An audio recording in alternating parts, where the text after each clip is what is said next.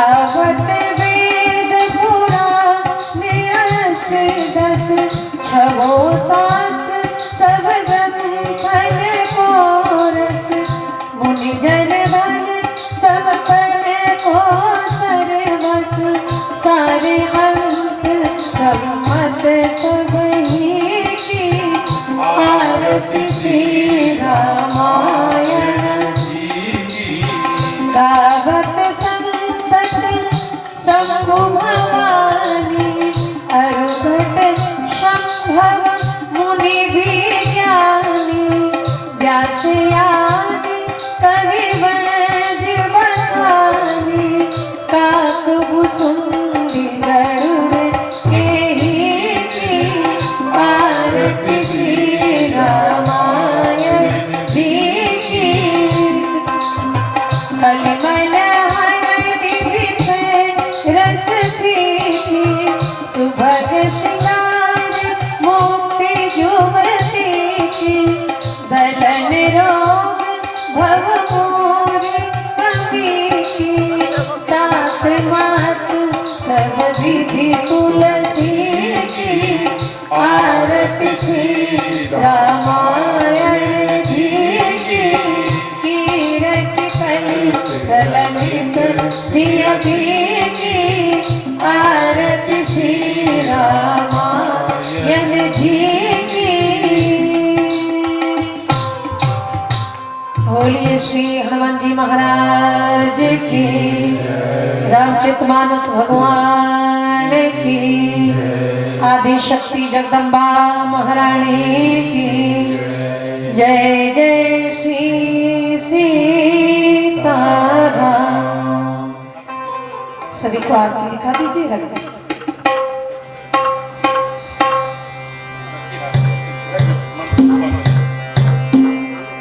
Mic harmonium पे पद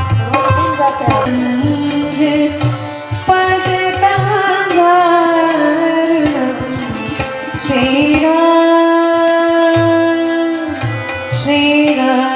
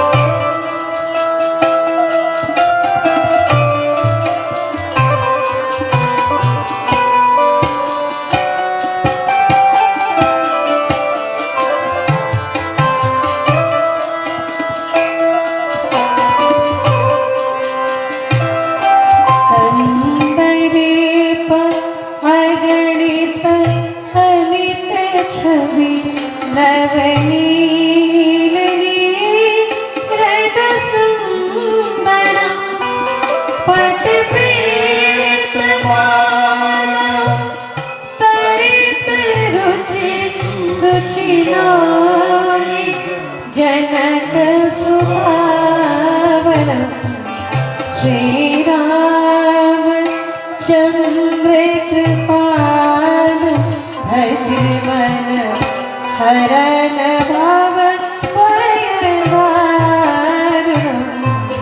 श्री राम श्री राम।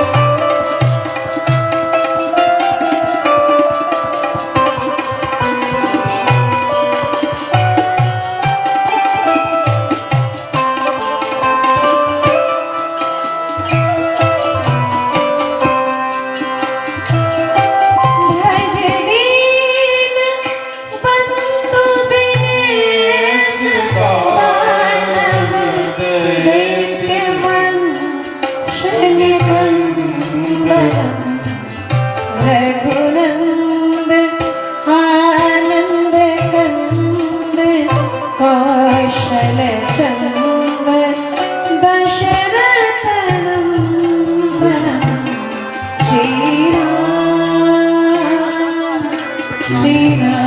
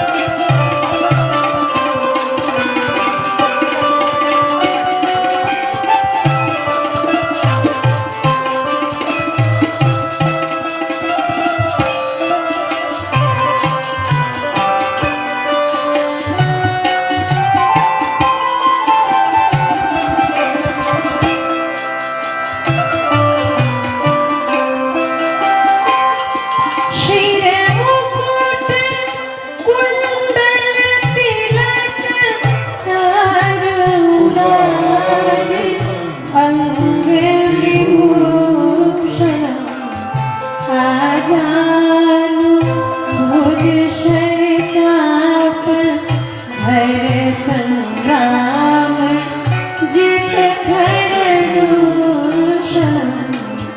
श्री राम श्री राम।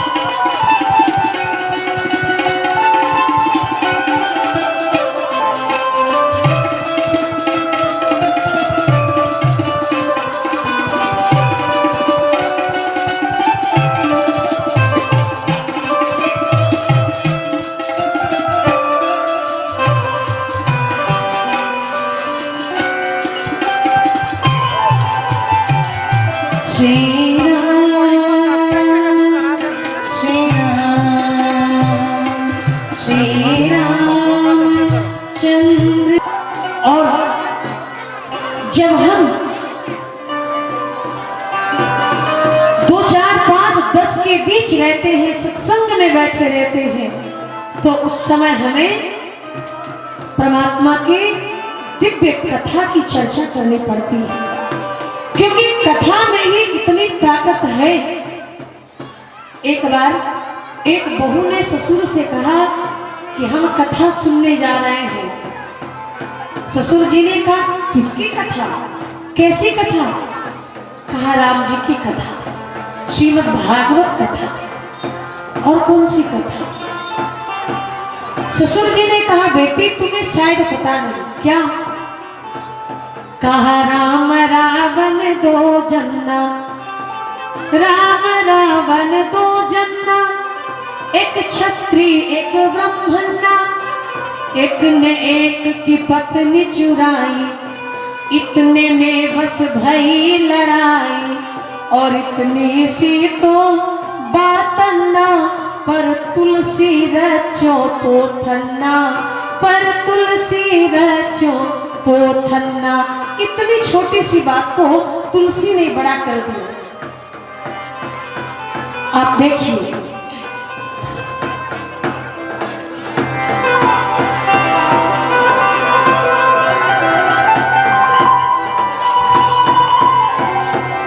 ऐसा प्यार बहा दे मैया, चरणों से लग जाऊं मैं, सब अंधकार मिटा दे मैया, तेरा ही गुण गाऊं मैं,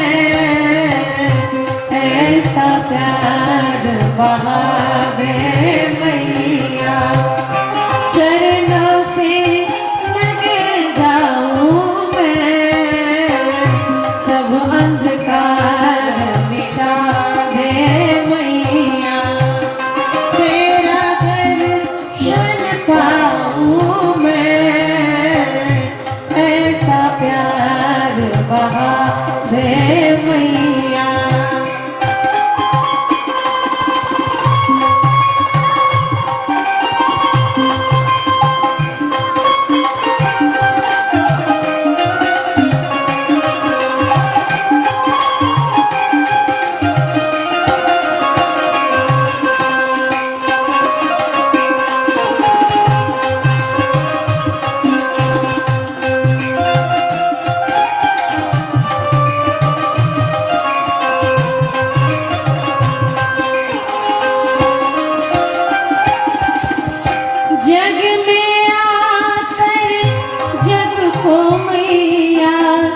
अब तक मैं ना जान सका, जग में आकर जग को मैया, अब तक मैं ना जान सका, कौन हूँ मैं और क्यों आया हूँ, अब तक ना पहचान सका,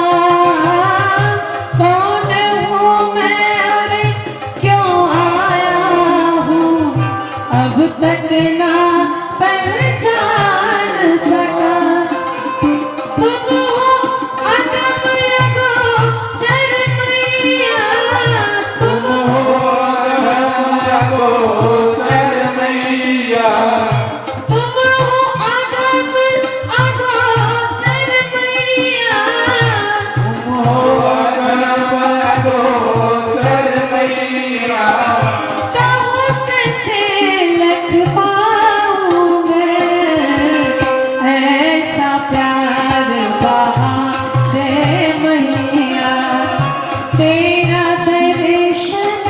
पाऊं मैं, सब अंधकार मिटा दे मैया, तेरा ही गुण गाऊं मैं, ऐसा प्यार बहा दे मैया, ऐसा प्यार बहा दे मैया, ऐसा प्यार बहा दे मैया। बोलिए जगदम्बा महारानी की। आइए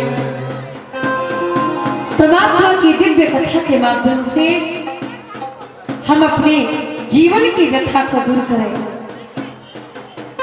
एक बार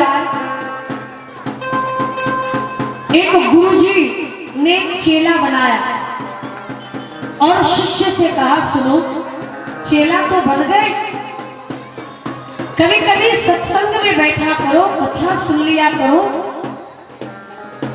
तो चेले ने कहा कि ठीक है, सुनाओ। पहले क्या होता था?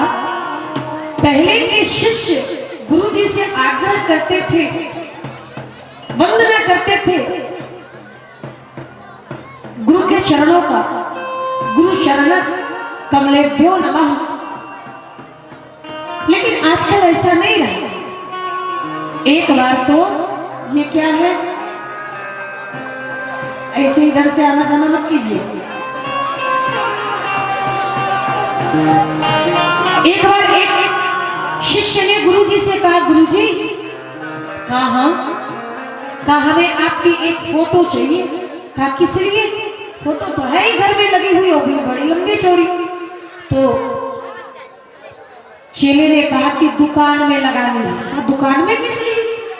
कहा वो ग्राहक लोग आते हैं तो विश्वास ही नहीं करते, आपकी फोटो लगी रहेगी तो कहेंगे अरे ये इतने ही भाव में मिलती है, तुम्हें विश्वास नहीं? गुरु जी की कसम। तो अब तो गुरु जी इतने सस्ते हो गए हैं कि गुरु जी की फोटो के कसम खाकर हम व्यापार करते हैं। गुरु जी ने चेले से कहा कि कभी कभी सत्संग सुन लिया करो, कथा में बैठ जाया करो। कहा सुनाओ। गुरु जी कथा सुनाते रहे और चेला भी हाँ हाँ हाँ हाँ करता रहा। जब गुरु जी ने बातें पूरी कर ली, कथा समाप्त हुआ, तो गुरु जी ने कहा कि कथा समझ में आई? बड़े ध्यान से सुनिए माता जी, भैया लोग आप। गुरु जी ने कहा कथा समझ में आई? तो चेले ने कहा कि कथा और हमें समझ में ना आए, आप कम समझाते थे और हम ज्यादा समझते थे।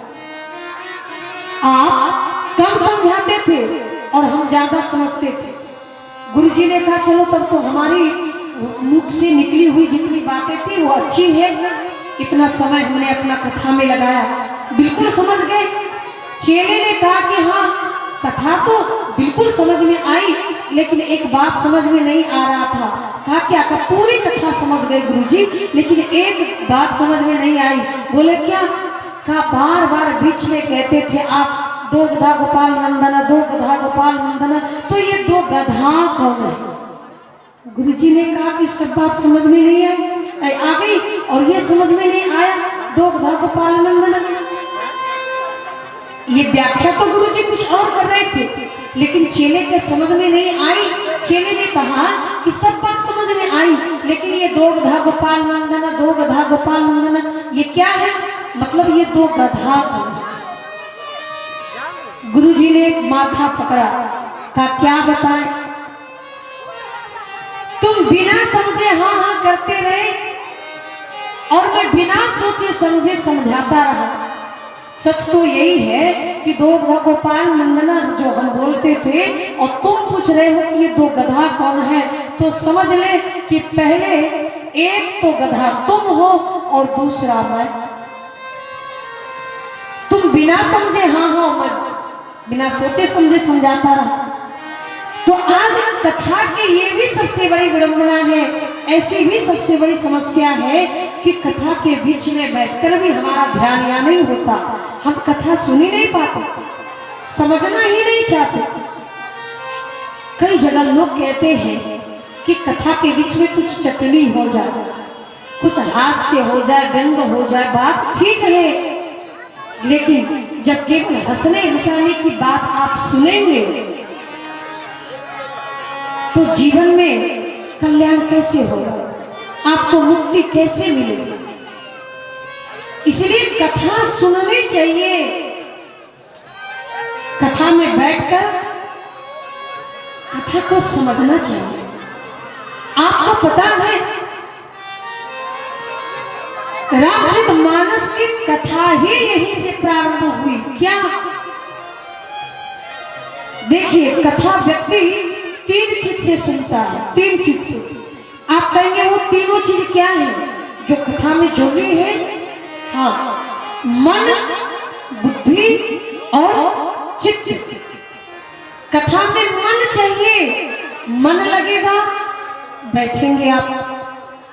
बुद्धि चाहिए, समझने के लिए चित्त चाहिए, उस कथा को हृदय में धारण करने के लिए। यदि केवल मन लेकर कथा सुनेंगे तो आनंद आएगा, नाचेंगे, गाएंगे, ताली बजाएंगे, फिर बात खत्म। केवल बुद्धि से कथा सुनेंगे, केवल बुद्धि से, तो आपने सुना होगा, देखिए श्रोता कई प्रकार के होते हैं। श्रोता कई प्रकार के, एक होते हैं श्रोता जो सच्चे अर्थों में सुनते हैं, दूसरे होते हैं श्रोता जो कथावाचकों के कहे हुए शब्द को काटते हैं। श्रोता तो सुपारी ही काटेगा ना, और उसका काम क्या। तीसरे होते हैं श्रोता जो कथा स्थल में भी आकर सोते हैं। हमें न श्रोता बनना है न श्रोता बनना, हमें तो श्रोता बनना है। और श्रोता बनकर जब आप कथा श्रवण करेंगे तो पूरी कथा हमारे आपके हृदय स्थली में उतर आएगी, हमारे चित्त में उतर आएगी, और फिर जीवन में कभी संकट नहीं आएगा। जीवन में कभी विपत्ति आएगी भी तो उसका सामना आप कर पाएंगे। एक बार एक गांव में आग लग गई। देखिए आज इस आलो ग्राम में कथा हो रही है, विचार करना क्या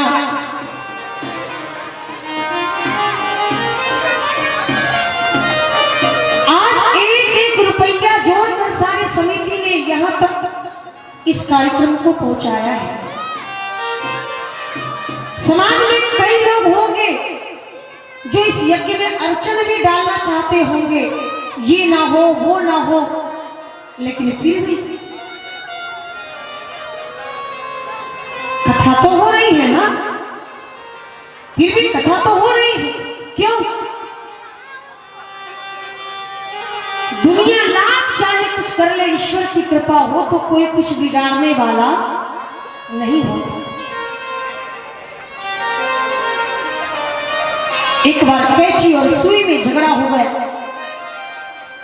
कैंची ने सुई से कहा, ना जाने दर्जी क्या समझता है अपने आप को, हम दिन रात काम करते हैं, कपड़े को काटते हैं, लेकिन फिर भी दर्जी हमें अपने चरण के नीचे रखता है, और सुई तू तो कभी कभी काम करती है, फिर भी दर्जी तुम्हें अपने मस्तक पर रखता है। सुई ने बड़े सुंदर शब्दों में जवाब दिया, प्रश्न का उत्तर दिया। सुई ने कहा कैंची से, भैया यही तो जीवन की परम सच्चाई है, यही तो जीवन की सच्चाई है। आप एक वस्त्र को काट कर कई टुकड़ों में बांट देते हो, और हम कई टुकड़ों को सीकर एक करते हैं, अर्थात हमेशा काटने वाले व्यक्ति का स्थान नीचे होता है, और कई व्यक्ति को एक साथ जोड़ने वाला, कई व्यक्ति जो आपस में लड़े झगड़े रहते हैं, उन सबको एकत्रित करके एकता स्थापित करके अपने परिवार में, समाज में जो एकता स्थापित करके सैकड़ों को एक के रूप में परिवर्तित कर दे, उसका स्थान हमेशा ऊपर होता है, उसका स्थान हमेशा ऊपर होता है, उसका स्थान ऊपर होता है। सुई कई वस्त्र को कटे हुए कपड़ों को एक करती है। हमारे समाज में, परिवार में भी ऐसे लोग हैं,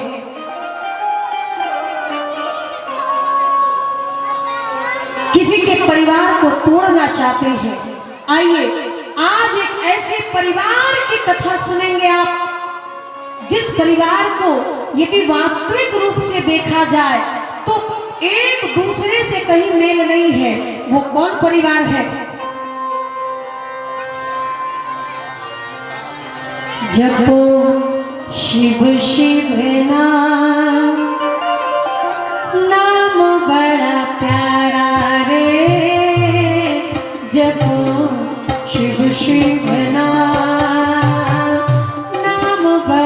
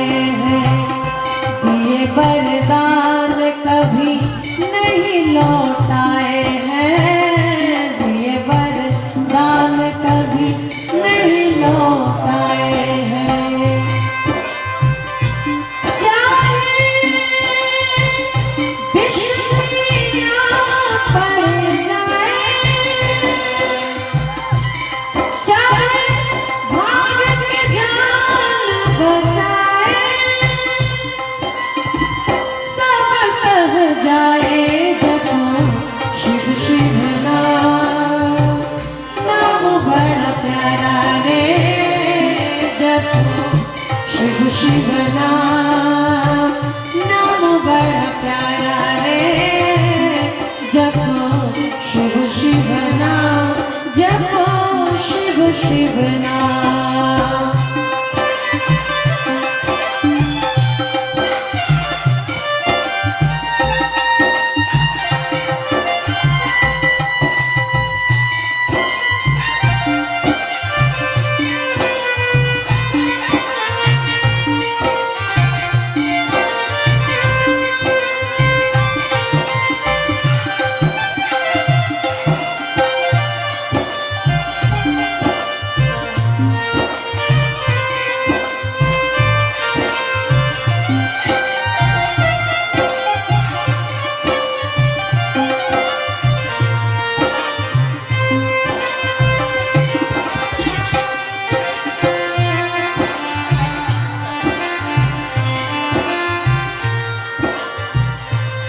यही नाम वेद शास्त्र ज्ञानी है,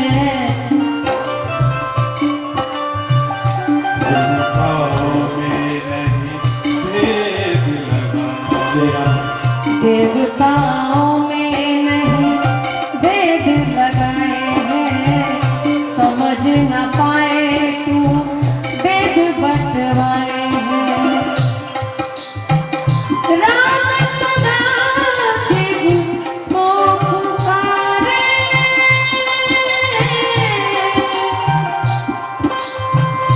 शिव सदा राम पुकारे, दोनों नाम प्यारा जपो शिव शिव नाम, नाम बड़ा प्यारा रे, जपो शिव शिव नाम, नाम बड़ा प्यारा। यह नाम सदा जो गाए, चरणों में लग जाए, सब मिल गाओ जपो शिव शिव नाम, जपो शिव शिव नाम, जपो शिव शिव नाम, जपो नाम बड़ा प्यारा रे, जपो शिव शिव नाम, जपो शिव शिव नाम, जपो शिव शिव नाम, जपो शिव शिव नाम। आज ऐसे परिवार की कथा हम लोग सुनेंगे। किस परिवार की? शिव परिवार की। माता जी सुनना चाहेंगे आप लोग? सब लोग हाथ पर कीजिए। आज शिव परिवार की कथा हम सुनेंगे। संसार में शिव परिवार के जैसा परिवार नहीं मिलेगा आपको। राम जी के परिवार को देख लीजिए, बिल्कुल एक जैसा परिवार, कोई खतरा नहीं। राधा कृष्ण या आप नारायण लक्ष्मी को देख लो, कोई खतरा नहीं। लेकिन शिव जी के परिवार में खतरा ही खतरा है। हाँ, आप कहेंगे ऐसा क्या है इनके परिवार में? विचार करना। मां जगदम्बा की क्या सवारी है? मां भगवती की सवारी क्या है? सिंह की सवारी। ठीक है, मां भगवती की सवारी यानी माता की सवारी सिंह की सवारी, और भोलेनाथ की सवारी बैल की सवारी। एक बात बताओ, इनके दो पुत्र कार्तिक और गणेश, दोनों बेटों की क्या है सवारी? एक की सवारी मोर, बड़े बेटे कार्तिक की सवारी मोर की सवारी, और छोटे बेटे गणेश जी की सवारी चूहे की सवारी। ईमानदारी से बोलिएगा, जहां सिंह हो वहां बैल टिक सकता है कभी?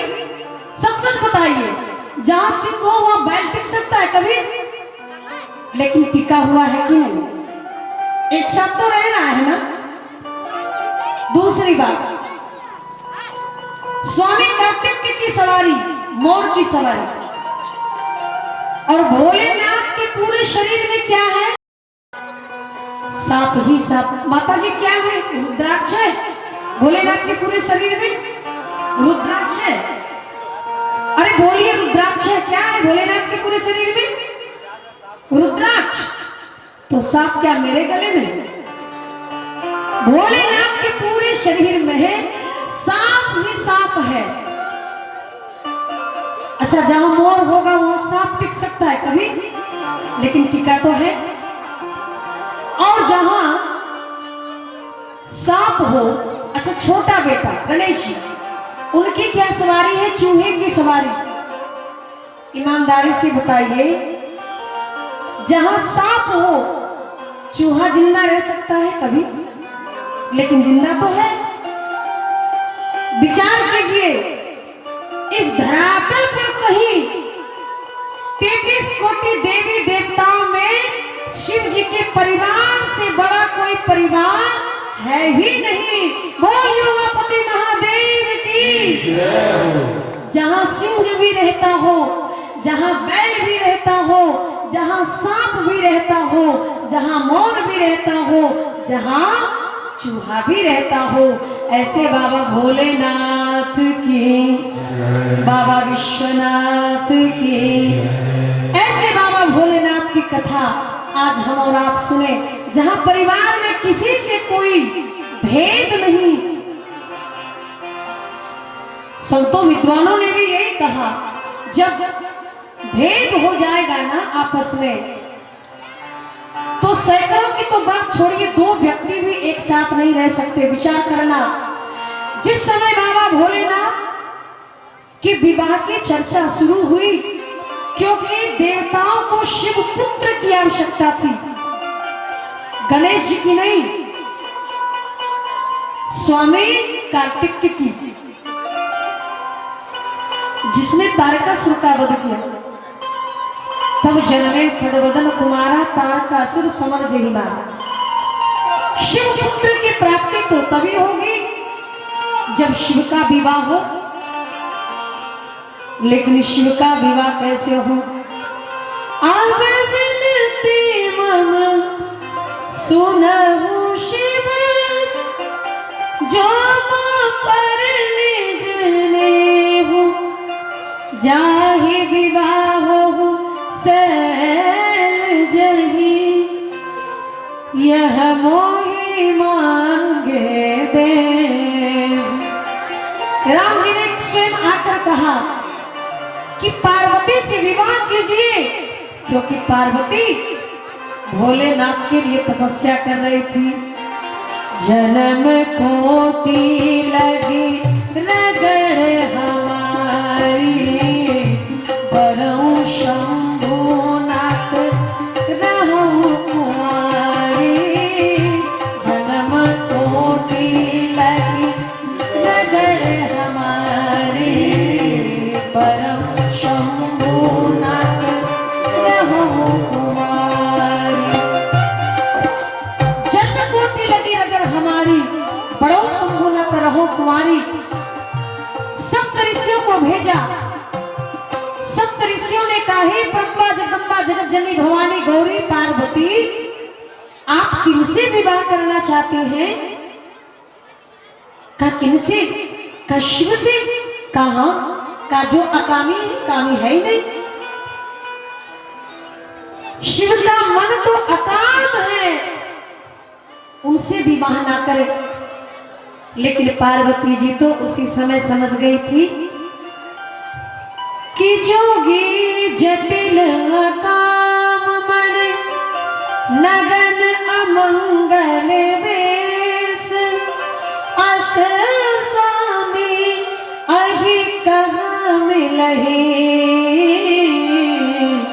परिहस्त असिरेख।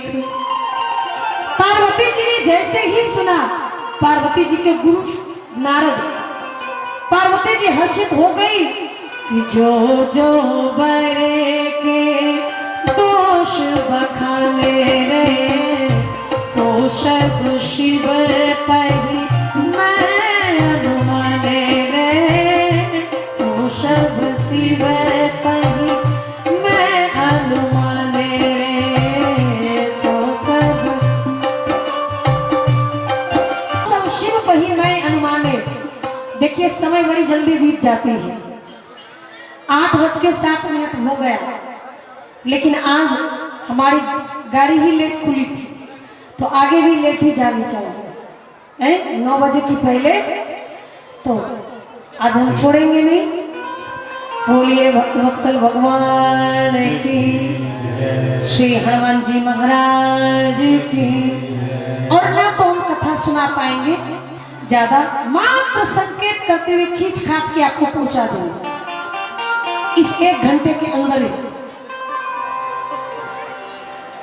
सप्त ऋषियों से माता पार्वती ने कहा है, सप्त ऋषियों आपको पता होना चाहिए कि हमारा पूर्व जन्म में ही जब मैंने सती के अपने उस रूप को जलाया था, सती मरत हरिशन वर मांगा, जन्म जन्म शिव पद अनुरागा। आप देखिए, जिन माताओं, विशेष रूप से हम माताओं से आग्रह करेंगे जिनकी बेटियों का विवाह ना होता हो, आप अपनी बेटी को शिव जी के मंदिर में भेजिए पूजा करवाने। और यदि जल्दी चाहते हैं कि बेटी का विवाह हो, मन चाहे वर की प्राप्ति हो बेटियों को, आप मेरे पास मेरे रूम पे आ जाना, हम बता देंगे। संसार में कुछ भी असंभव नहीं है, ये साक्षात पार्वती का वरदान है।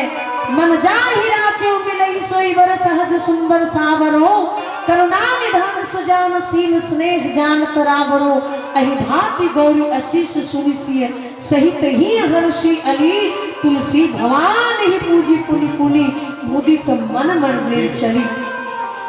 माता पार्वती ने कहा है जगत जननी महारानी श्री जानकी जी से कि हे जानकी, संसार में कोई कार्य असंभव नहीं, क्योंकि जेहि के जेहि पर सत्य स्नेहु, सोते ही मिलै ना कछु संदेहु। जेहि के जेहि पर सत्य स्नेहु, सोते ही मिलै ना कछु संदेहु। जेहि के जेहि पर सत्य स्नेहु, सोते ही मिलै ना कछु संदेहु। यदि सच्ची निष्ठा हो तो परमात्मा अवश्य पूरी करते हैं।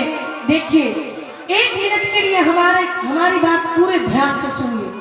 1 मिनट में 1 सेकंड के लिए जीवन में सब कुछ ना चाहते हुए भी हो जाए तो थोड़ी देर के लिए कोई बात नहीं, लेकिन आज इस व्यासपीठ से हम कहना चाहते हैं, हमारे मंच में भी जितने लोग हैं वो लोग भी ध्यान से सुने।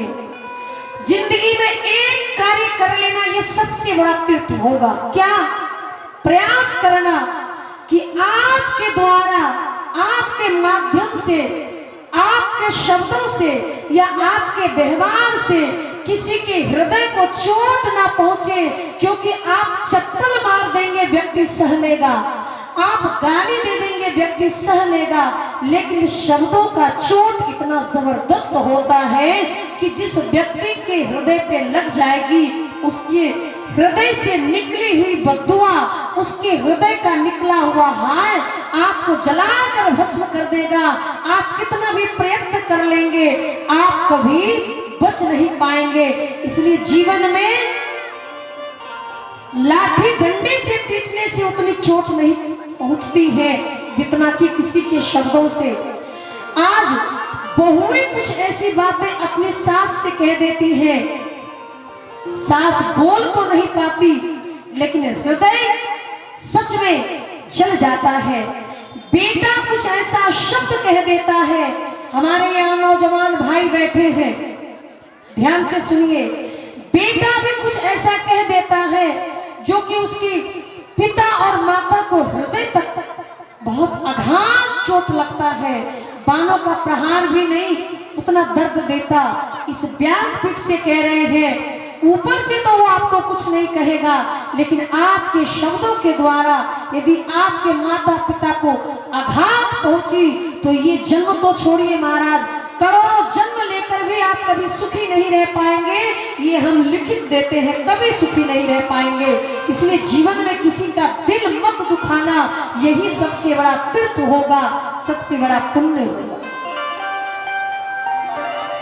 और होशियार व्यक्ति आपके कहे हुए शब्द को अपने अंदर पी जाएगा, दफन कर देगा, लेकिन आपको बताएगा नहीं।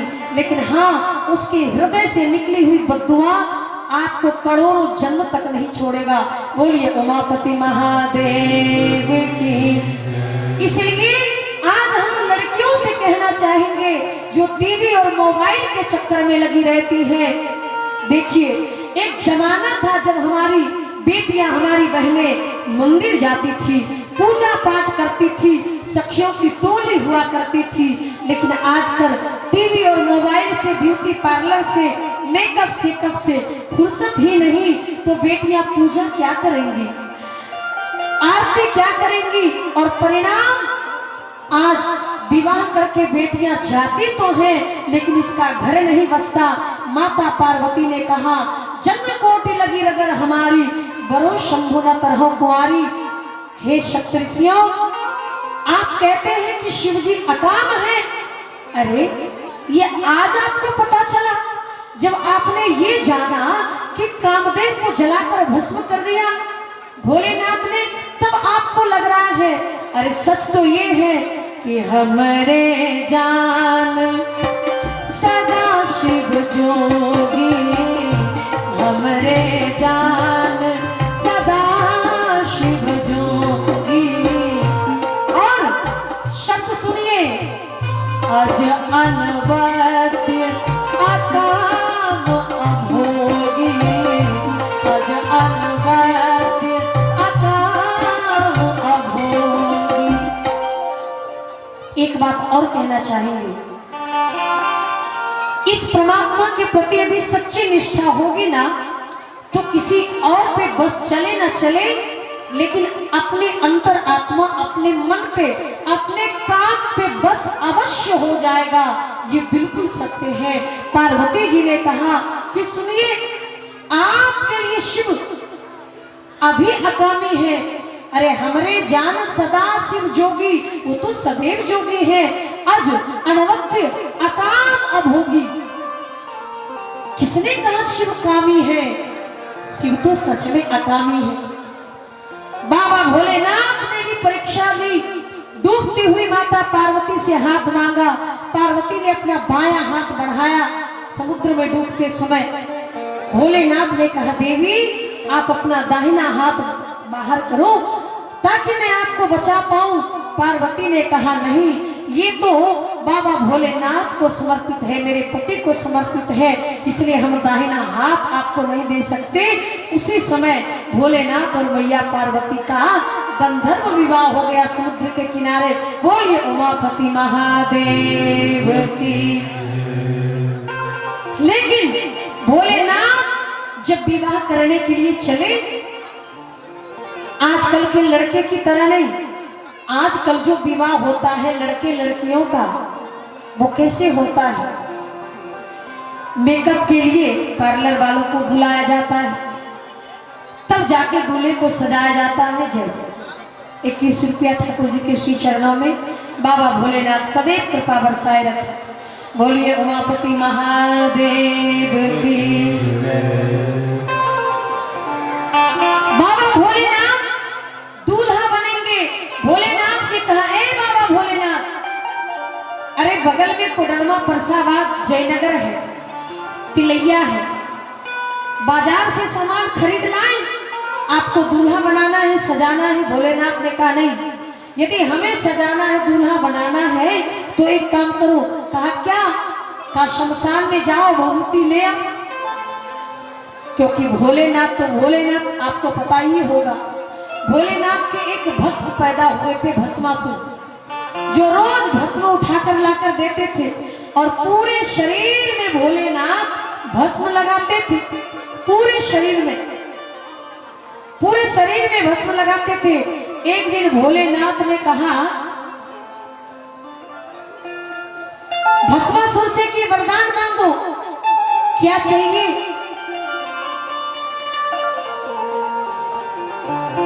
भस्मासुर ने कहा, बस यही दे दो, जिसके माथे पे हाथ रख दे वो जल के राख हो जाए।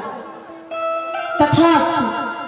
भस्मासुर ने कहा, भोलेनाथ क्या गारंटी, आपने जो बात कही, आपने जो वरदान दिया वो सच होगा, और फिर मैं किसके माथे पे हाथ रखने जाऊं? चलो पहला प्रयोग आप ही से शुरू करते हैं, आप ही के माथे पे रखते हैं। भोलेनाथ तो भोलेनाथ है, खुद के दिए हुए वरदान में फंस गए। भोलेनाथ ने, भस्मासुर ने कहा कि पहला नंबर आपसे ही। अब तीनों लोक में भोलेनाथ भागे और भगवान विष्णु ने विश्व मोहिनी का रूप धारण किया। श्री सुख सुधा सागर के अनुसार बाबा भोलेनाथ को बचाने के लिए विश्व मोहिनी का रूप धारण किया नारायण ने, और नृत्य करा के भस्मासुर का वध किया।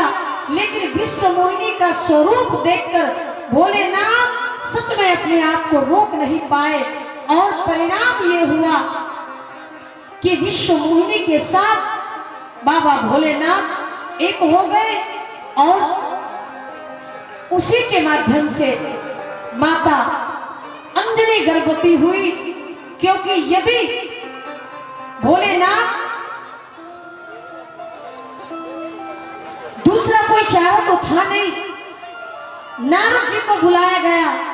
विश्व मोहिनी और भोलेनाथ ने निवेदन किया, हे नारद कुछ तो करो, एक बूंद भी यदि पृथ्वी पर ये गिर गया तो पृथ्वी जलकर राख हो जाएगी, अनंत हो जाएगा, ब्रह्मांड समाप्त हो जाएगा। इसलिए भोलेनाथ की कृपा से हनुमान जी का जन्म हुआ। माता अंजनी के गर्भ में हनुमान जी महाराज आए। माता अंजनी तपस्या कर रही थी, और नारद जी ने अंजनी से कहा, अंजनी मैं तुम्हारा गुरु हूं, इसलिए अपना कान हमारे मुख की ओर कर दे, मैं तुम्हें कुछ मंत्र का नाम लेकर एक बहाना बनाकर अंजनी के गर्भ में स्थापित कर दिया, जिससे कि हनुमंत लाल जी का जन्म हुआ। बोलिए श्री हनुमंत लाल जी महाराज की। भस्मासुर का वध हुआ। अब भोलेनाथ को सजाया कैसे जाए?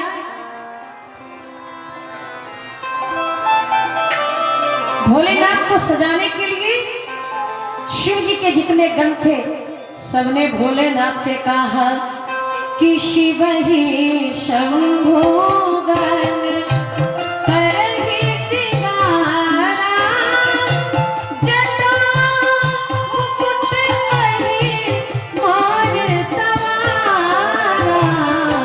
शिव ही शंभो गण करहि सिंगारा, मुकुट अहि मोर सवारा, शिव ही।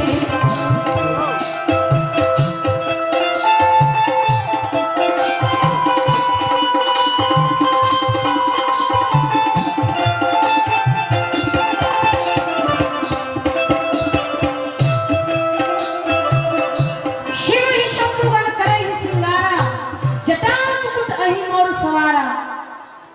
पूरे शरीर में भोलेनाथ को सांप ही सांप लपेटा गया, सांप की मोरी बनाई गई, सांप का कुंडल बनाया गया, सांप की करधनी बनाई गई, पूरे तन में सांप ही सांप।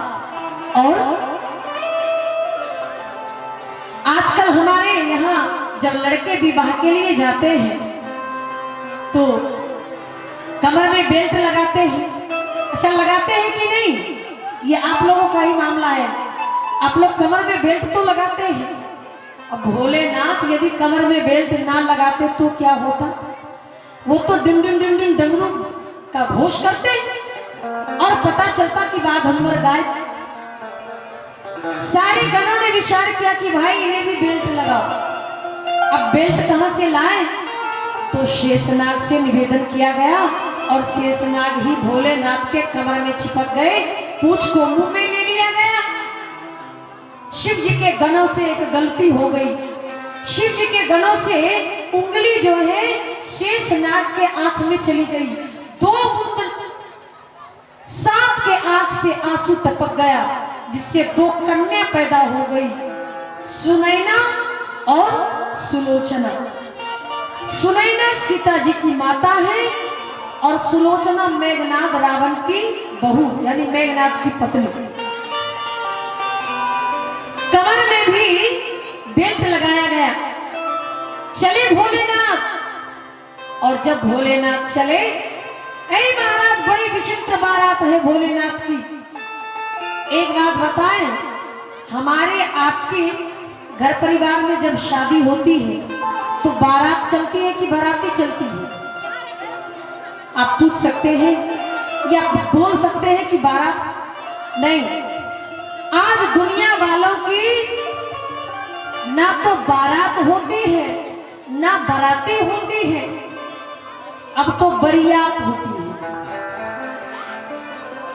बाराती होती थी या बारात होती थी तो लड़के वाले उसे एक आध दिन बरियात में रख लेते थे, लेकिन अब ना बाराती जाती है ना बारात जाती है, बरियात जाती है। तो लड़की वाले भी कहते हैं कि हाथ में डब्बा लो, खाओ पियो चलो। यानी बाराती भी अब पियो फेंको के समान हो गया, खाते पीते जाओ, निकलो यहाँ से। पहले क्या होता था, पूरा विवाह घूंघट तक बारात रहती थी, तब विदाई होती थी। अब तो बारात और बाराती रही नहीं, बरियात हो गई। तो बरियात को लोग कितना झेले, उदंड मचाते हैं लोग, खाते पीते और जाते हैं। लेकिन भोलेनाथ की ना तो बारात है ना बाराती है ना बरियात है, कहा इनके फिर है क्या? तो बाबा तुलसी ने कहा, जस दुल्हू तस बनी बराता, जस दुल्हू तस बनी बराता, जस दुल्हू तस बनी बराता, जस दुल्हू तस बनी बराता, जस दुल्हू तस बनी, जस दुल्हू तस बनी बराता, जस दुल्हू तस बनी बराता, कौतुक विविध होई मग जाता, कौतुक विविध होई, कौतुक विविध होई, कौतुक विविध होई।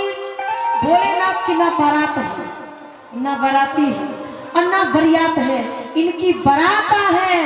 बोलिए उमापति महादेव की जय हो। अब दूध भूत की बारात थोड़ी होती है, और ना बाराती होती है ना बरियात होती है, इनकी तो बराता है, कुछ कहना ही नहीं। और पता है जब चली बारात तो विविध हो ही मग जाता, कोई मनुष्य तो है नहीं। हाँ, आजकल की बारात ऐसी होती है, विवाह में कुछ हो ना हो महाराज डीजे तो बजना ही चाहिए। अच्छा भैया लोगों की बात तो समझ में आती है, लेकिन हमारी माताओं की बात नहीं समझ में आती। राम राम, यहाँ तो ये शर्मा के दिखाती है, लेकिन जब संसार में किसी इनके परिवार में बच्चों की शादी होती है, लड़के लड़की की, तो माताओं का नृत्य देख के हमें बड़ा आश्चर्य होता है। और ये ऐसे नाचती हैं कि बैंड बाजे भी फीके पड़ जाते हैं। एक माता जी तो कह रही थी, एक लड़की तो कह रही थी, डीजे वाले बाबू मेरा गाना बजा दो। हाँ, लेकिन यहाँ भोलेनाथ की बारात है और खास करके झारखंड की माताएं, हमने देखा है डीजे पे डांस करते हुए। चलिए आज भोलेनाथ की भी शादी है, बोलिए उमापति महादेव की जय हो। और जब भोलेनाथ चले विवाह में, कहा शादी चले रचाने शंकर, शादी चले। अच्छा ऐसे हम क्यों सुनाएं? हम गाते चिल्लाते रहे और आप चुपचाप ऐसे बैठे रहे क्यों? चलिए दोनों हाथ ऊपर कीजिए सभी लोग ईमानदारी से, वरना दूत भूत भी आ जाएंगे और भोलेनाथ के पूरे शरीर में सांप बिच्छू है, उनको आते देर नहीं लगेगी। मस्ती से शादी चले रचाने शंकर, जय जय। शादी चले रचाने शंकर, शादी चले रचाने शंकर, अंग बहुत लगा शोर हुआ हिम के नगरी के,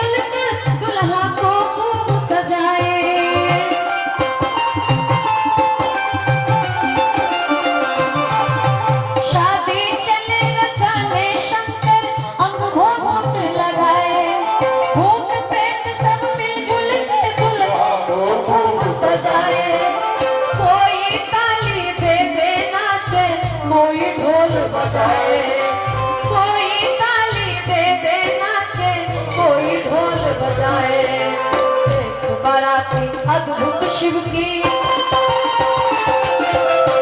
एक मिनट माता जी, आप लोग हाथ ऊपर कीजिए तो देखें ये हारते हैं कि आप लोग जीतती हैं। हमें जिताना, कई भैया लोग जीत गए तो फिर हम हार जाएंगे, इसलिए देखते हैं किधर की पार्टी जीतती है। ये तो कंफर्म है कि भैया लोग तो, ऐसा हो ही नहीं सकता, हमारी माताएं जीतेंगी। चलो दोनों हाथ ऊपर करके मेरा नाक मत कटा देना। अब देखते हैं भैया लोग अभी ही तो हार रहे हैं, जीतना है तो ताली तो बजानी होगी। कोई ताली दे दे नाचे, कोई ढोल बजाए, देख बराती अद्भुत शिव की, जय जय। देख बराती अद्भुत शिव की, मैना हुई बेहाल शोर हुआ हिम के नगरी में, बड़ा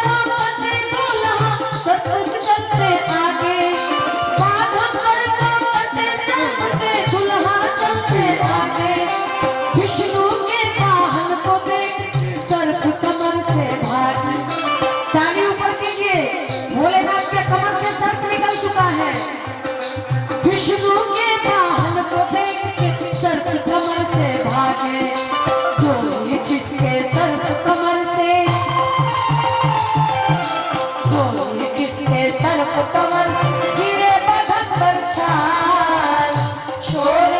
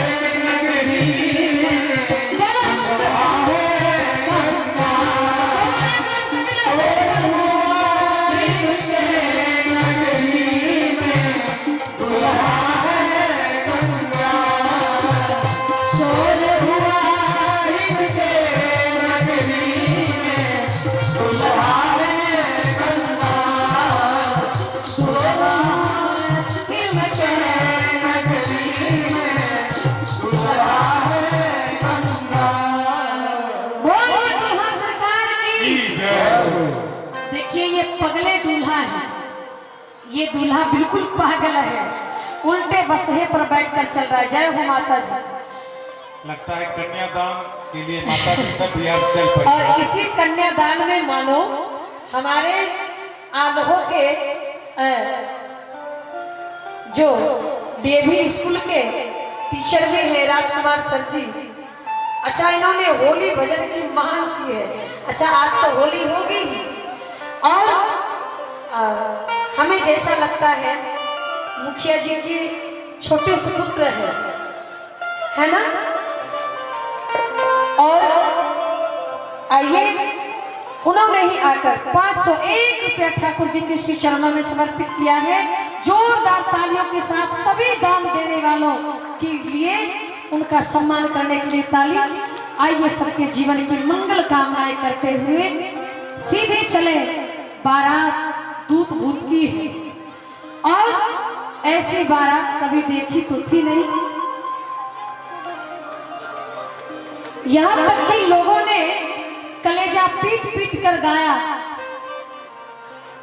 कि कैसन कैसन भूत प्रेत, कैसन कैसन सांप, अरे बाप रे बाप।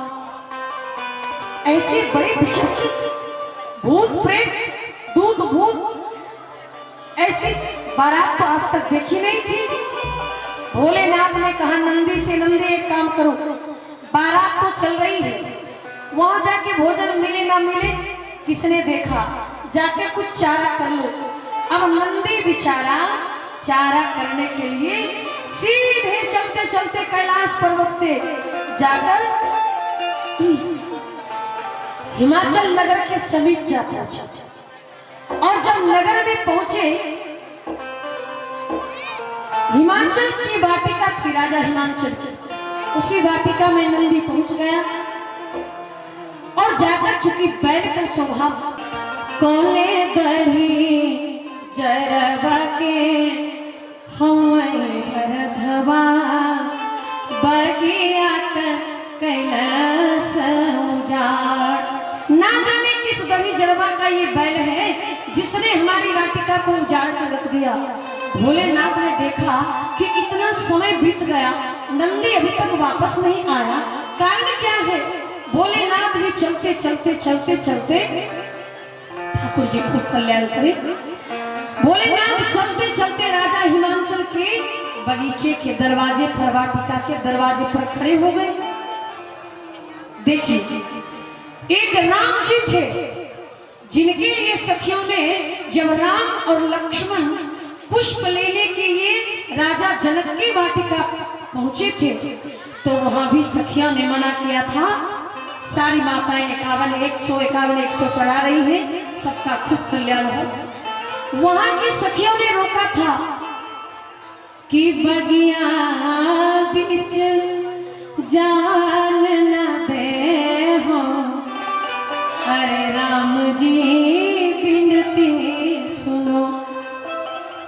देखिए हमारी कथा यदि आपको सुननी हो तो राम विवाह, शिव विवाह, हनुमत चरित्र, ये सारी कथा हमारे YouTube पे है। हमारे चैनल का नाम है संगीता सुमन भजन। आप संगीता सुमन भजन सर्च करें और कथा श्रवण करके लाइक कमेंट करके बताएं और चैनल को सब्सक्राइब करें ताकि अगली कथा हमारी कहाँ है ये सारी जानकारी आपको मिले। और हमारी वीडियो अपने ग्रुप में शेयर करें, चैनल को भी सब्सक्राइब करें। चैनल का नाम है संगीता सुमन भजन। राम जी को भी रोका था लेकिन यहाँ नंदी तो जबरदस्ती घुस गया। अच्छा ये गाली है, बिहार की गाली, और बिहार की गाली इतनी साधारण नहीं है। एक बार मिथिला के लोगों ने कहा कि राम जी को जो हम बिहार के लोग दे सकते हैं वो दुनिया में कोई नहीं दे सकता। देखिए आप लोग ये मत समझिएगा कि बहन जी बिहार की है तो बिहार की बड़ाई ले रही कर रही है। सच तो ये है कि राज्य का बंटवारा भले ही हो गया लेकिन आप लोग भी तो बिहार के ही थे, आप लोग भी तो बिहारी थे। कहा कि हम बिहार वाले जो दे सकते हैं भगवान को वो कोई नहीं दे सकता। अयोध्या वालों ने कहा तो बोल क्या दे सकते हो। बिहार के लोगों ने बड़े गर्व के साथ कहा कि हम भगवान को गाली दे सकते, तुम दे सकते हो? हम भगवान को गाली दे सकते हैं, क्या तुम दे सकते हो? तो अयोध्या वालों ने भी अकड़ कर कहा कि हाँ और क्या, जिसके पास जो होगा वो वही तो देंगे। बिहार के लोगों के पास गाली है तो गाली ही देंगे, और दे भी क्या सकते हैं। तो बिहार के लोगों ने कहा कि मिथिला की गारी संसारी न समझो। शायद मैंने आपका लिस्ट नाम नहीं लिया, क्या भूल गए लगता है। दीजिए दीजिए, अरे पैसा नहीं, हमने भैया का नाम भी नहीं लिया। चलिए, कन्यादान की वो राशि है, आज पैसा नहीं। और ये 500 पहले चढ़ा कर गए और फिर 100 रुपया हमें याद ही नहीं रहे। हमारे आदरणीय देव नारायण सर जी आलोक ग्राम के रहने वाले, जिन्होंने अच्छा कोचिंग सेंटर जिनकी है जुमरी तलैया में जिनका चलता है, ठाकुर जी खूब इनके ऊपर कृपा बरसाए, खूब इनका भंडार भरा रहे। आइए ठाकुर जी इनके समस्त परिवार का कल्याण करें। हम आपके बीच निवेदन कर रहे थे, क्या बोल रहे थे? बोलिए भक्तवत्सल भगवान। हाँ, अयोध्या के लोगों ने कहा कि जिसके पास जो होगा वो वही तो देंगे। मिथिला के लोगों ने कहा ध्यान रहे, अरे मिथिला की गारी संसारी न समझो, यह गारी है वेदों का सार जी। सखी मिथिला, मिथिला की गारी तो वेदों का सार है। बोलिए मिथिला धाम की जय हो, बाबा झारखंड धाम की जय हो। हमारे बिहार और झारखंड में जो है वो सच में कहीं नहीं है, और बिहार से भी ज्यादा श्रद्धा, भक्ति और विश्वास यदि कहीं बरकरार है तो सच कहते हैं इस व्यासपीठ से, वो आज भी झारखंड में बचा है। झारखंड की इतनी भक्ति, शक्ति और ईमानदारी हमारे बिहार में नहीं है, हम सच कहते हैं।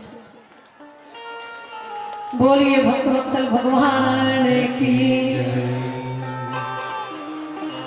नंदी बेचारा चारों तरफ से घिर गया, मालिन हाथों में डंडा लेकर खड़ी है। भोलेनाथ ने देखा कारीगर नंदी ये किया तूने, अब तो तुम्हारी पिटाई होगी, अब तो सब तुम्हें पीट डालेंगे, क्योंकि कौने दही जरवा के हुए बरधवा। ये बिहार की गाली है, दही जरवा क्या है? गाली है। उठाया डंडा, भोलेनाथ ने कहा पिटाई मत करना। कहा क्यों?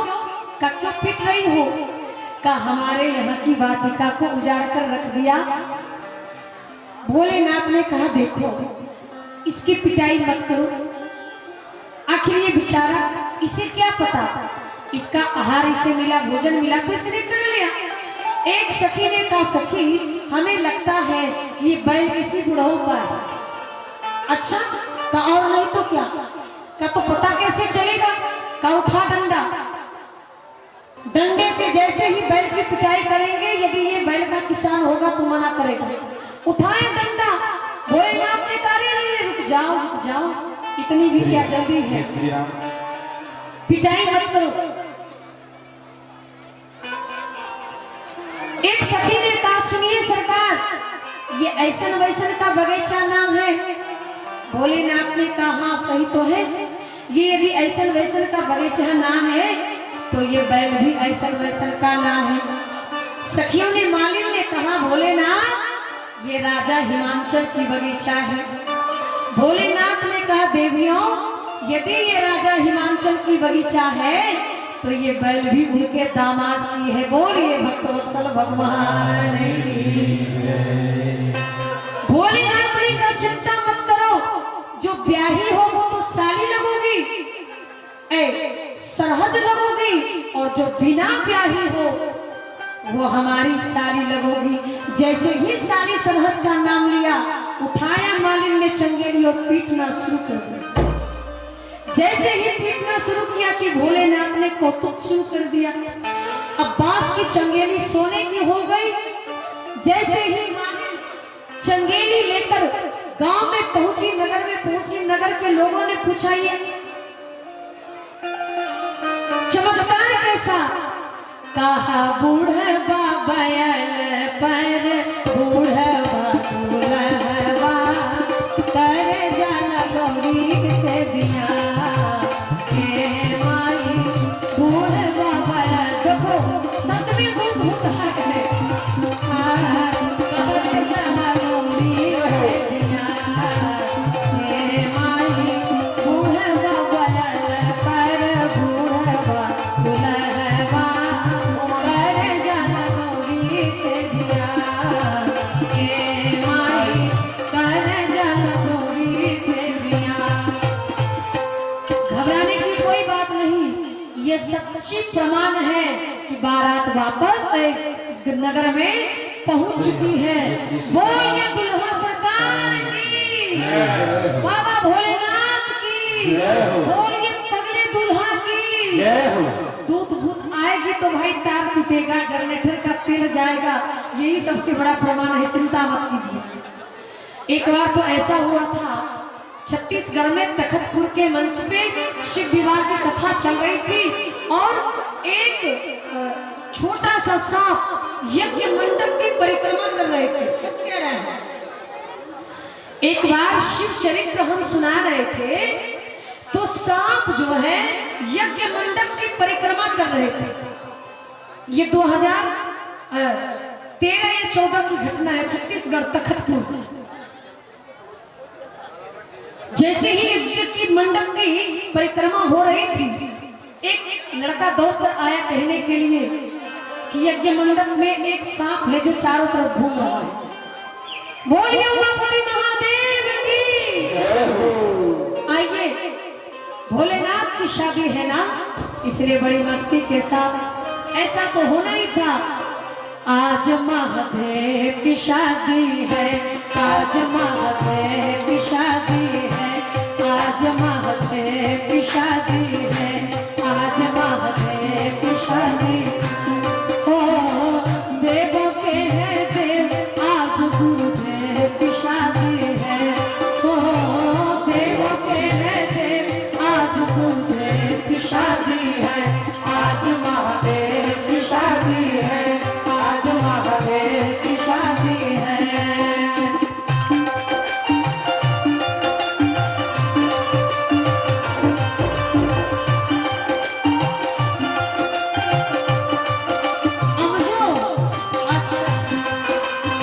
अमजो से भैया चलकर आए हैं, 101 रुपया। जय हो महेंद्र भैया, 101 रुपया। ठाकुर जी खूब कल्याण करें।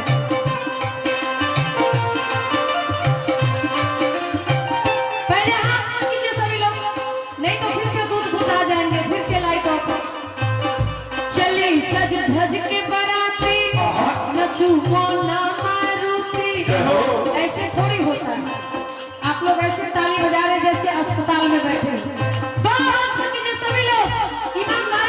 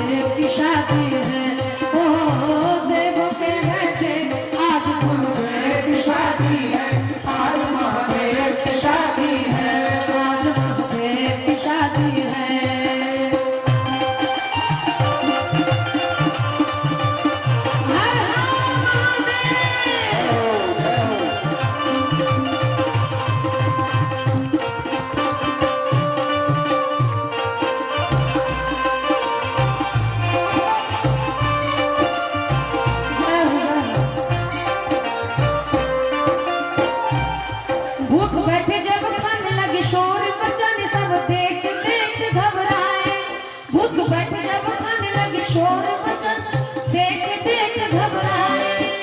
लाओ लाओ मुझे और लाओ, लाओ लाओ मुझे और लाओ। और कोई नजर न आए बस हाथ हिलाए ये आवाज लगाए। नजर न आए कोई हाथ हिलाए। लाओ लाओ मुझे और लाओ, लाओ लाओ मुझे और लाओ, लाओ लाओ मुझे और लाओ।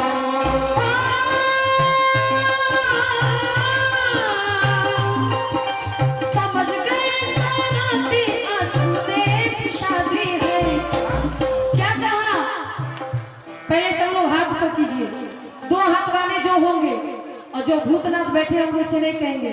501 रुपये हमारे भैया नेहा हाईवेयर पिक्चू सुभाष यादव जी 501 रुपये।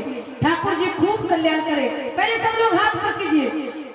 अरे समझ गए सनाती आज भोलेनाथ की शादी है। आज महादेव की शादी है, आज महादेव की शादी है। अरे नेहा हाईवेयर पिक्चू 101 रुपया। ठाकुर जी खूब कल्याण करे। भोलेनाथ की शादी आज महादेव की शादी है। आज महादेव की शादी है, आज महादेव की शादी है। समझ गए सनाती भूत के नाथ की शादी है। आज भोलेनाथ की शादी है, आज महादेव की शादी है, आज भोलेनाथ की शादी है, आज महादेव की माता मैना जब परीक्षण करने आई पटक कर थाल भाग गई। भोलेनाथ से कहा परीक्षण करना चाहिए था। भोलेनाथ ने कहा कि जब सासू माँ ने देखा हमारे मस्तक को तो विचार किया कि जिसके मस्तक पे चंद्रमा हो उसे सामान्य दीपक की क्या जरूरत, इसलिए हमारा परीक्षण नहीं हुआ। लोटे में जल लेकर आई थी लेकिन चरण नहीं धोया। क्या सोचा? जो साक्षात गंगा को मस्तक पर बिठाकर चलता हो, गंगा ही जिसके माथे विराजती हो, उसे इस सामान्य जल की क्या आवश्यकता। लेकिन सारे के सारे लड़के जो बांस की कच्ची कच्ची करची तोड़ कर गए थे, राजेश कुमार यादव जी 101 रुपये डीएवी के। आइए 101 रुपये इन्होंने भी दिया है और समय बिल्कुल अपनी सीमा पे है और हम चाहेंगे समय का अतिक्रमण ना हो। हमने कहा था कि केवल खींच खाच के पहुंचा देंगे, मात्र संकेत। सारे लड़के लोगों के हाथों में बांस की करची है। पहले नंबर में इंद्र देवता मिले, पूछा ये गौरी जी के पौना का नहीं नौकर चाचा। दूसरे नंबर में विष्णु मिले का ये गौरी जी के पौना का नहीं मित्र है। तीसरे नंबर में ब्रह्मा जी मिले। लड़के लोगों ने कहा ये गौरी जी के पौना का नहीं, का ये तो दूल्हे के बाबूजी हैं। दूल्हा के बाबूजी कहाँ? का बाबूजी इतने सिर वाले तो बेटे का बेटा एक ही सिर वाला। अच्छा, एक ने कहा अच्छा माता मैना भी परीक्षण के लिए जब आई तो पहले इंद्र देवता मिले, पूछा कौन का? दूल्हे के नौकर। विष्णु मिले का ये कौन का? दूल्हे का मित्र। तीसरे नंबर में ब्रह्मा जी मिले का ये कौन का? आपके समझी। और चौथे नंबर में बाबा भोलेनाथ उल्टे बसके पर बैठे। भोलेनाथ ने कहा पूछ को घुमाओ तो हम भी सीधा हो जाए। और लड़के लोग जो बांस की कच्ची कच्ची करची तोड़कर तैयार थे, सब सांपों ने आपस में विचार किया कि सारे लोग डंडा लेकर आ रहे हैं, हमारी तो पिटाई ही कर डालेंगे। लड़के लोगों ने कहा सुनो, भोलेनाथ ने कहा सुनो, जो हाँ बिल्कुल बिल्कुल बोलिए उमापति महादेव की। जो सांप बिच्छू बिरनी मधुमक्खी थी सब के सब जमीन में चिपक गए। और क्या हुआ? कहा केहूनी के काटे लगली एहूनी से केहूनी। केहुनी के काटे लगली एहुनी से केहुनी, केहुनी के भौवे लीलार। फिर क्या हुआ? बाप के पुकारे कोई, दादा के पुकारे, बचने का कोना उपाय। बाप दादा का नाम भूल गया सारे लड़के लोग, भागे बांस की कच्ची कच्ची गर्ची को पटक कर। और जब मंडप पर नौनिया गई तो नौनिया ने कहा सरकार हमें दक्षिणा दे दो तभी विवाह कराएंगे। भोलेनाथ ने कहा आंचल फैलाओ। अब सोने जैसा चमचमाता हुआ सांप उठाया, नौनिया के आंचल में रखा। नौवा ने कहा चाबी लगा कर ही आना, चाबी मत रखना, जीवन भर की कमाई मिल रही है। पंडित जी ने कहा उससे 2 गुनी दक्षिणा चाहिए। भोलेनाथ ने कहा नौनिया वापस आ जाए तब ले लेना। थोड़ी दूर नौनिया आगे बढ़ी थी, आंचल फैलाया, धीरे धीरे सांप ने पूंछ को मुंह से अलग किया। ऐ महाराज, नाग देवता ने अपना फन फैलाया, पटक दिया नौनिया ने नीचे सांप को, भागी मंडप की ओर जहां कि पंडित जी झगड़ा कर रहे थे कि हमें तो 2 गुनी दक्षिणा मिलनी चाहिए। नौवा ने पूछा वो चाबी कहाँ रखी, साथ लेकर आई? नौनिया ने कहा जान है तो जहां नहीं है, कोई दक्षिणा नहीं थी, कोई सोने वोने का हार नहीं था। कहा ये तो सांप का सांप।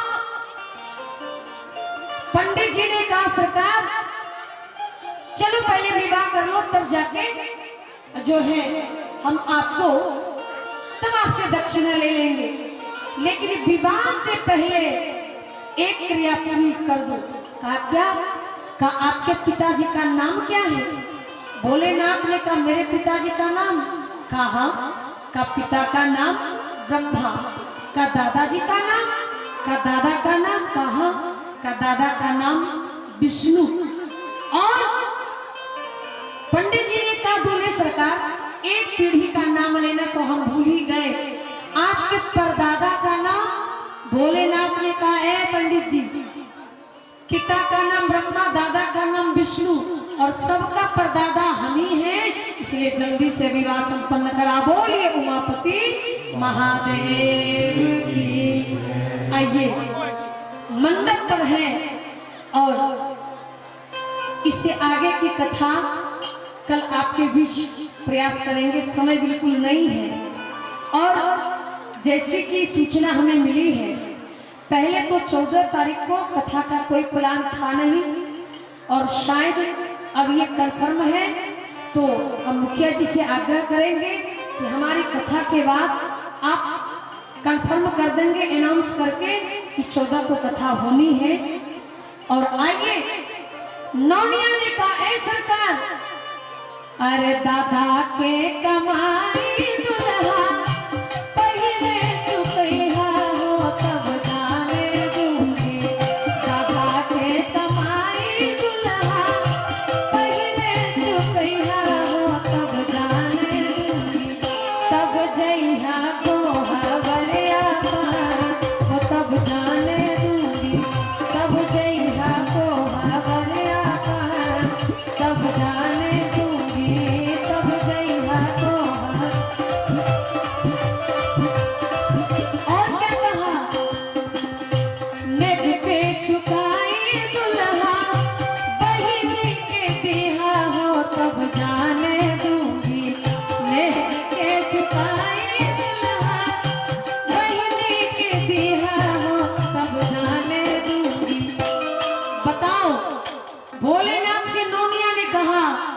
दियो बहिनी नौवा से बिया तब जाने दूंगी। दियो बहिनी नौवा से बिया तब जाने दूंगी। दियो बहिनी। बोलिए दुल्हा सरकार की।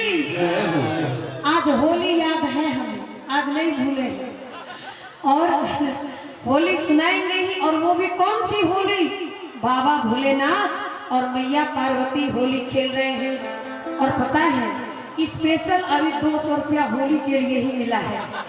बोलिए उमापति महादेव की। और आज की कथा भी होली के साथ विराम आगे बहन जी की कथा आप श्रवण करेंगे।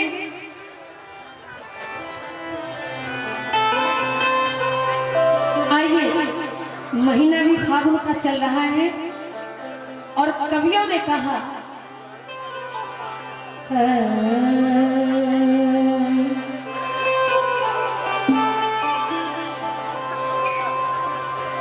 अरे रंग रसिया रे, रंग रसिया रे, रंग रसिया।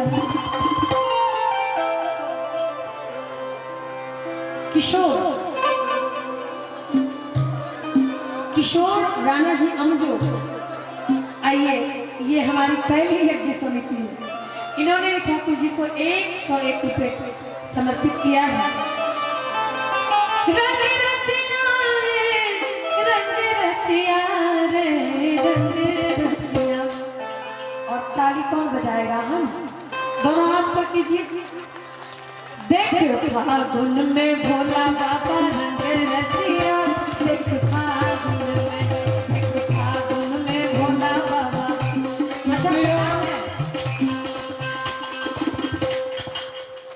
यहाँ के लोगों को बिल्कुल नाचना नहीं आता तो मस्ती से हमारे नौजवान भाई नृत्य जरूर करते हैं।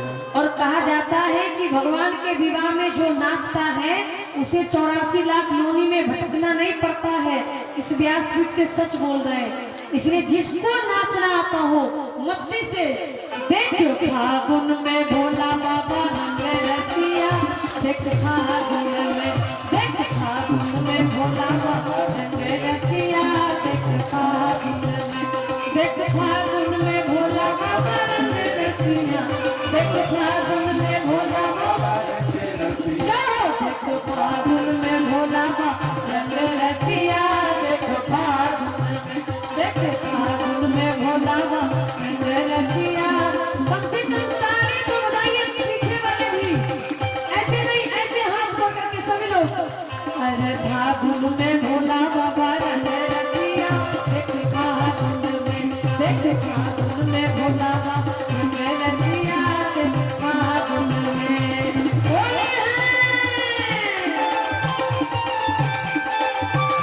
हमारे नौजवान भाई आगे नाचो,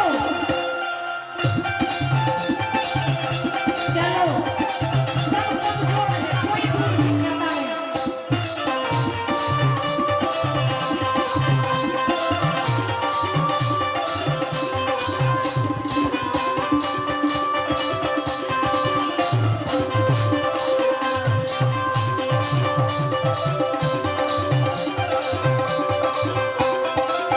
नारद गाए बीना बजाए, नारद गाए,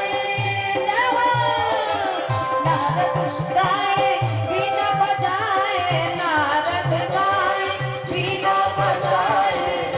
जय हो नटवर, जय हो नटवर, जय हो नटवर, नाचर बजावे बसिया, देख फागुन में, देख फागुन में भोला बाबा रंग रसिया, देख फागुन में, देख फागुन में भोला बाबा रंग रसिया, देख फागुन में भोला बाबा रंग रसिया।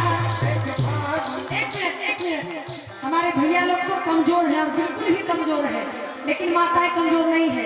आप लोग सब लोग हाथ ऊपर कीजिए तो सब लोग देखिए, हमारी माताएं कमजोर नहीं है, आप लोग तो कमजोर है। ना नाचना आता ना ताली बजाना। देखो फागुन में भोला बाबा रंग रसिया, देख फागुन में, देख फागुन में भोला बाबा रंग रसिया, देख फागुन। मुखिया जी की तरफ से 251 रुपये। जय हो, जय जय। सभी लोग दोनों हाथ पकड़ के ताली बजाइए माता जी।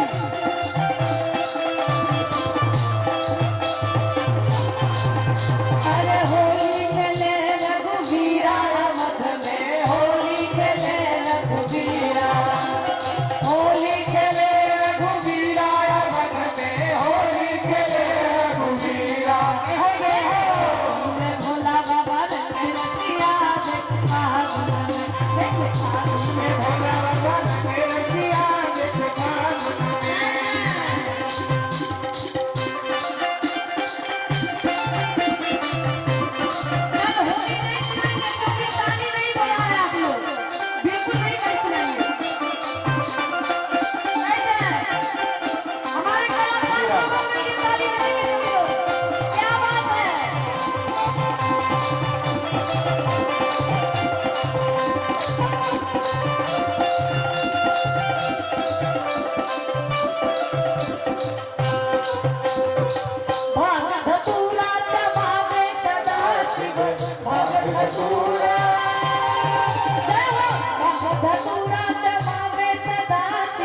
भंग धतूरा चढ़ावे सदा शिव और पूरा बेलाल रंग अबीर रसिया देख फागुन में भोला बाबा रंग रसिया देख फागुन में भोला बाबा रंग रसिया देख फागुन में भोला बाबा रंग रसिया। सभी लोग पहले हाथ में कीजिए, सभी लोग देख फागुन में भोला बाबा रंग रसिया देख फागुन में भोला बाबा रंग रसिया देख फागुन में भोला बाबा रंग रसिया देख फागुन में भोला बाबा देख फागुन में भोला बाबा रंग रसिया देख फागुन में भोला बाबा रंग रसिया देख फागुन में भोला बाबा रंग रसिया देख फागुन